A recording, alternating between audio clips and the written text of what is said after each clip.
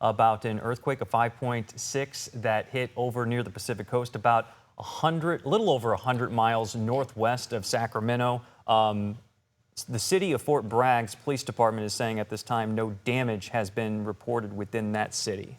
But we have seen I've been monitoring social media, a lot of people in different areas have been saying that they felt it. So do you have more information on where exactly and what communities they felt it, Rob? You know, this is actually a useful part. This is where we are all going to take part in being part of the data about where this earthquake was felt and if you experienced any damage or how it was felt and received in your respective location. So let me give you some of the basics. At 8:10 this morning, we got an alert on our phones, and I'll show you how that all works in just a second, of a 5.6 magnitude earthquake roughly in this area. This is going to be between Ukiah and also near Willits. So this is right along Highway 101 where those communities are, and that's most likely where people felt it the strongest, and I'll show you the actual reports that are coming in right now. But just off the side, just off to the east of Highway 101 is the main location of the earthquake. But you see all these smaller dots right here. Those are the subsequent aftershocks. Most of those are 3.0 or less, so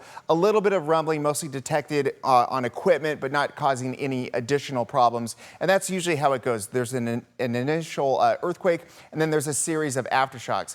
I do have to tell you that this region is very used to numerous earthquakes. There's a region over here called the Geysers. It's a very large geothermal area with shallow earthquakes that happen routinely. They also pump water into this area, which has very hot rocks underneath that form steam, and it creates electricity. It's a very well-known seismically active area. So it may be related to that, maybe not, but we know that this area is seismically very active.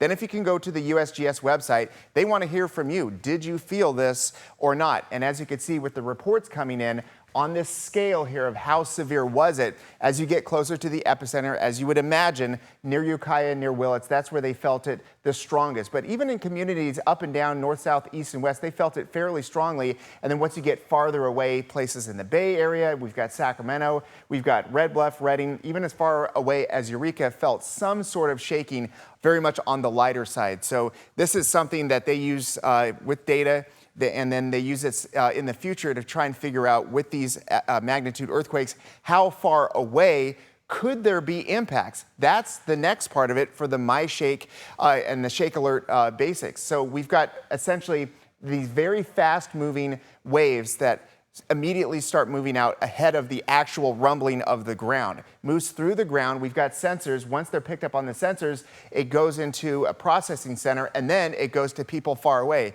This will give you anywhere from 6 to 10 seconds of warning, which doesn't seem like much, but a decade ago we had 0 warning. 6 to 10 seconds is enough to move away from a window.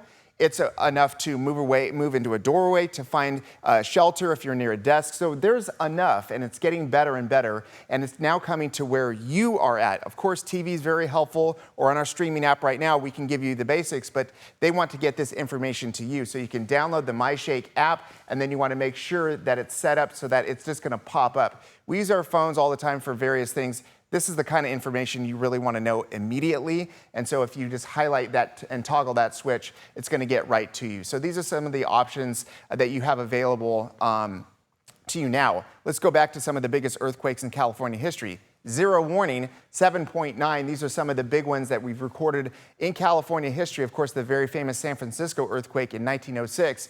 One final word of warning. These magnitude earthquakes are strong, destructive, and deadly, and a recent report that came out last week rates California at the highest level of stored energy for future earthquakes in the last 1,000 years. So something like this obviously didn't happen, within the last 30, 40 minutes, but they could happen at any moment in the future going forward. So download that app, make sure your alerts are switched on, and you're going to have at least some warning when the big one comes. Back to you. All right, thank you, Rob. And right now we're learning that there are nearly thousands of customers without power in Mendocino County. That's according to PG.